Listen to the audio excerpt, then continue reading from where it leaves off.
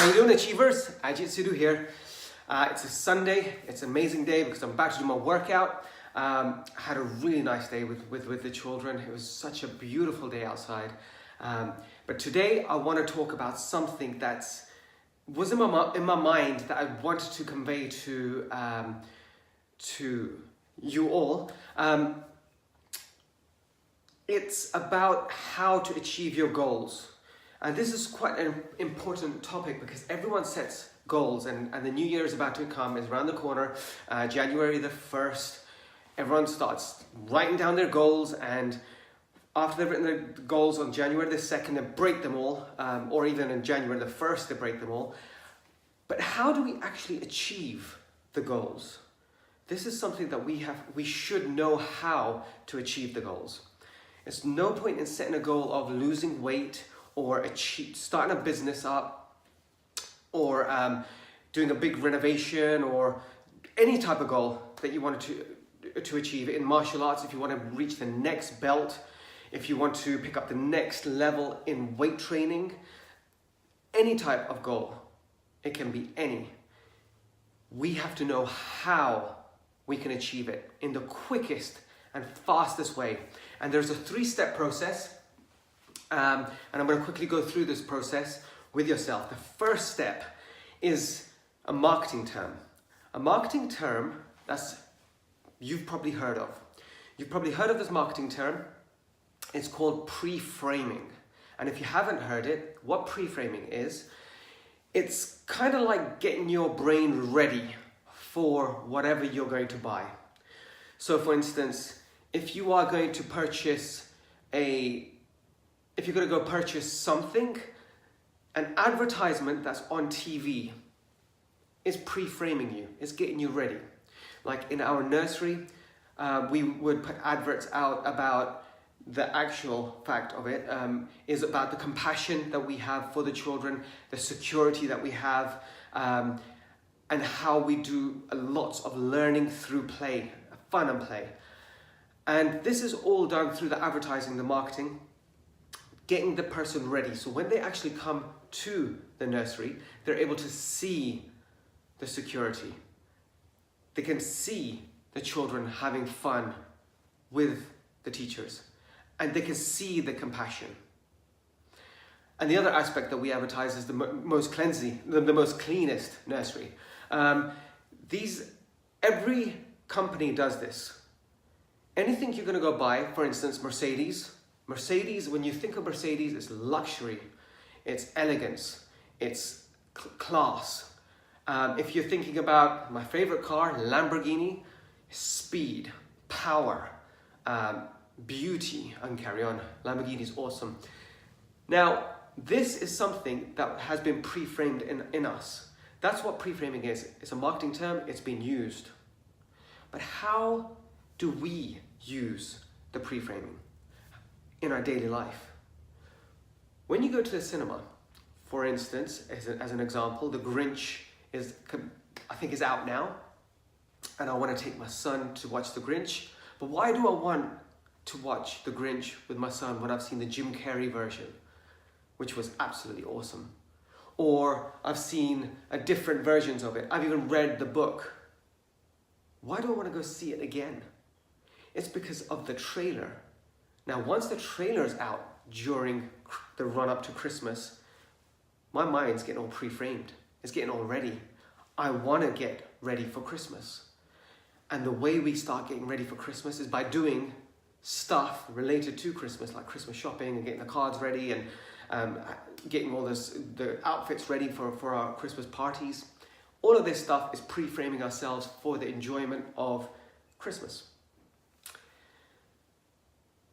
Trailers are the same thing. When you watch a trailer and something appeals to you, they've basically pre-framed you. They've got you ready. That's what it is. You're getting yourself ready. Once we can establish that a pre-framing is done within our life from what we watch, that is when we can actually start to think about the whole process. And now that we're aware of a pre-framing that happens on a continuous basis, how does it happen in our life?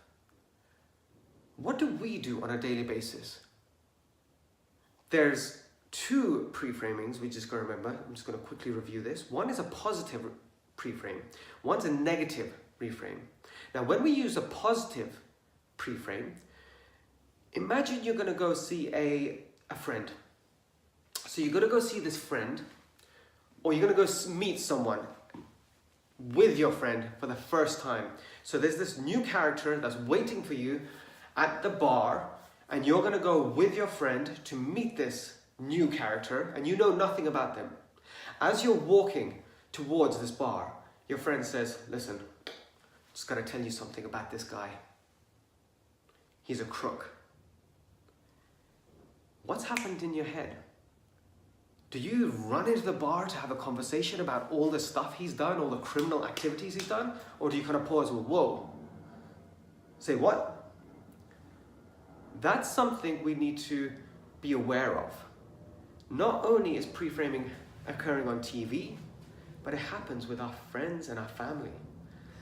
That's a negative pre-frame. Now, a positive pre-frame is you're walking to this bar, the person's sitting there, and the person next to you says, listen, this person, I haven't told you about this person, but this person we're about to meet, he's won an Oscar. And he's a movie star. What do? Do you just stop and think, whoa, I don't want to go speak to this guy? Or do you think, who is this guy? I mean, automatically you've been pre-framed in a positive way. So knowing that there's a positive and a negative, we can think of how we pre-frame ourselves on a daily basis. For instance, imagine a scenario where a husband says to their wife, wife, I know you're not going to like this. And I've spoken to you about this before, and we've had an argument about it. But when you go to the toilet and you're done, can you put the toilet seat back up? I'd really appreciate it. Now, it's a crazy statement. However, what do you think the wife is ready to do in this scenario? Is she ready to say, oh yeah, dear, I will do that, of course, I'll do that? Or is she prepared with her defenses up to the husband out? Pre-framed. Another scenario, imagine with your children, and this happened to me today. So I'm going to give this example about myself. My children, 7-year-old and a 3.5-year-old, would climb up on a sofa, jump off the sofa, land, roll, jump back up, and get back on the sofa with their teddy bears. And they're chucking the teddies, they're jumping off. And I'm sitting there watching this, and in my mind, I'm seeing all the negative things that could occur. And a little pushing, a little shoving, two boys as they start pushing, shoving. And I just see a scenario in my head. So I'm pre-framing myself, I'm preparing myself. But not only am I preparing myself, and I'm not aware of it, I, in a silly way, say, guys, if you continue this way, you're going to end up hurting each other, and you're going to end up having a fight. Now, this situation here, they're having so much fun. They're jumping off, jumping back up, grabbing their teddies, getting back on. And I've said, this is what's going to happen. Do. Now, instantly, in their minds, they're getting ready for a fight. And what happens? Within 2 minutes, a fight breaks out. And parents don't understand, why are you kids fighting when I've just told you that this will happen? That's because we weren't aware of pre-framing. We got them all ready because of the words we use. Now, we even say, listen, when the children are about to go out the door. Listen, come back home really quick because you've got to be very careful when you're outside because, when it gets dark, there's robbers out there and things can happen to you in a bad way. So that person, your child that's outside now, you pre-framed them, they've gone out, it's gone dark. In their head, they've got it in their head, pre-framed. That's bad things happen. And anyone that knows about self-defense and the scenarios of defending yourself, you know that the most likely victims on a street are the ones that are the least confident, the ones that are looking around, the ones that are scared. We've pre-framed them. So we have to be very careful. Just like myself today, I was not careful. I created a scenario before it happened. So how does this relate to achieving a goal? Now, achieving a goal, pre-framing, again, is something we tend to say to ourselves before we try to achieve a goal. We write down, I want to achieve this. I want to achieve losing weight. I want to achieve gaining weight. I want to bulk up. I want to achieve A's in my GCSE or my A levels. I want to achieve whatever it is. We say it. We want it. But what comes next is, maybe it's not possible. I can't do that. When you wake up, I don't feel like doing that. I'm so tired today. Pre-framing. You're getting the body ready. Imagine if you woke up saying, I could do that. That's easy. I am so energized. Everything is possible because I'm so resourceful. All these little statements, you're getting yourself ready. And that's the reason why some people achieve very quickly and others don't achieve. It's because of the way we're pre-framed. There's one perfect example that I'm going to explain, and this is about a gentleman who, over many years, there has been a huge challenge that existed in the past. Existed in a way where every single runner would put themselves in this challenge and try to break the 4-minute mile. Now, through history, nobody could do it. Doctors had classified the fact that if you try, your heart will explode in your chest and you will not be able to do it. Imagine if you were going to run and a doctor tapped you on your shoulder and you said, yo, doctor, how can I help you? And the doctor says, if you try this, your chest will explode, your heart will explode in your chest and you will instantly die. Anything you do is up to you now. Do you think you will achieve the 4-minute mile? Well, this gentleman, who was a junior doctor, his name was Roger Bannister. He was a junior doctor studying medicine. He knew about this fact, but he did one thing, which was pre-frame himself to actually see that he does it. Another word for pre-framing in this context is visualization. He visualized it. He saw it. He pre-framed himself. He told himself. And this is also where affirmations come about. Affirmations, telling ourselves over and over again. People are against affirmations. However, affirmations are truly do work because we're pre-framing ourselves. And so he did this whole thing. He visualized. He didn't train much. He visualized. And then in 1954, he was on the starting line. The gun was fired. He shot off, running at full throttle, around, visualizing, saying to himself continuously, I can do this. It's possible. My body is like a train. It can keep going. It's like a rocket. I can do it. And he passed the finish line.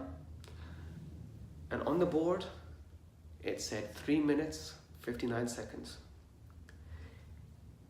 Now, for a good 100 to 200 years prior to this, nobody could break it. But on that day, when it stood on the board, 3 minutes, 59 seconds, it became possible. Everybody who's watching this saw that it was possible to do this. He only held that title for 46 days until the next person broke the record, and then the next one, and then the next one, and then the next one. And all these people that broke it were college kids. How is that possible now? Is it because the pre-framing that occurred about the heart exploding in the chest and that person instantly dying was non-existent anymore because it was proof? And because the proof was there, all of a sudden, within 46 days, I believe it was about 23 college students broke the record. I believe it's 24. That's something that we have to think about. So us achieving goals is basically a pre-framing, visualization. We do need to think about that. There is a scientific example that occurred where 100 basketball players were taken and put into court. They were divided into two. One side had to train every single day for 2 hours, going for the hoop, going for the hoop, going for the hoop, for 2 hours every single day for 2 weeks. The other 50 had to stand there, visualize, pre-frame themselves, visualize, see themselves doing it, see themselves doing it, see themselves doing it, and say to themselves, it's done, it's done, it's done, it's done, it's done. After 2 weeks, they brought everyone in, they had a competition, and guess who the winners were? The ones that had pre-framed themselves, but hadn't picked up a ball and thrown a hoop. So when it comes to achieving goals, this is such a big part of it that nobody talks about because everyone hears about the terms visualization. But visualization is kind of thought about in a meditation way. A spiritual person might do it, or a yogi might do it. We don't actually classify ourselves to do it on a daily basis. Pre-framing, that's a marketing term, a business term.